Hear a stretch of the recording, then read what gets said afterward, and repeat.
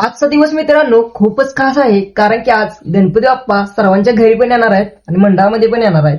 तर तुम्हा सर्वांना गणेश चतुर्थीच्या खूप खूप साऱ्या मंगलमय शुभेच्छा.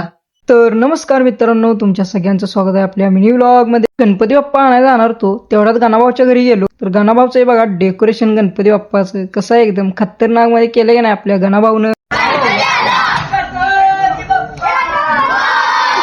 तेवढ्यात बाहेरनं बघा असा आवाज आला म्हणून बाहेर आलो. गल्लीतल्या बारक्या पोरांचा गणपती बाप्पाचा आगमन सोहळा होता बघा. ह्यो त्यांचा आगमन सोहळा बघून आपण चाललो आता आपला गणपती बाप्पा आणायला. तिकडे बघा पारस भाऊ, मी आणि गणाभाऊ आम्ही तिघ जण चाललो गणपती बाप्पा आणायला. इथं आल्या आपल्या गणाभाऊला ह्यो गणपती बाप्पा आवडला बघा. गणाभाऊनं त्याचा गणपती बाप्पा घेतला आणि आपण इकडे आलो बघा आपला गणपती बाप्पा न्यायला. तर इथं आपण आपला गणपती बाप्पा घेतला. असं आम्ही दोघं गणपती बाप्पा घेऊन आलो बघा गल्लीकडे. गणाभाऊ काय त्याच्या घरापाशी उभा राहून गणपती बाप्पाचं पूजन करून आत घेतला.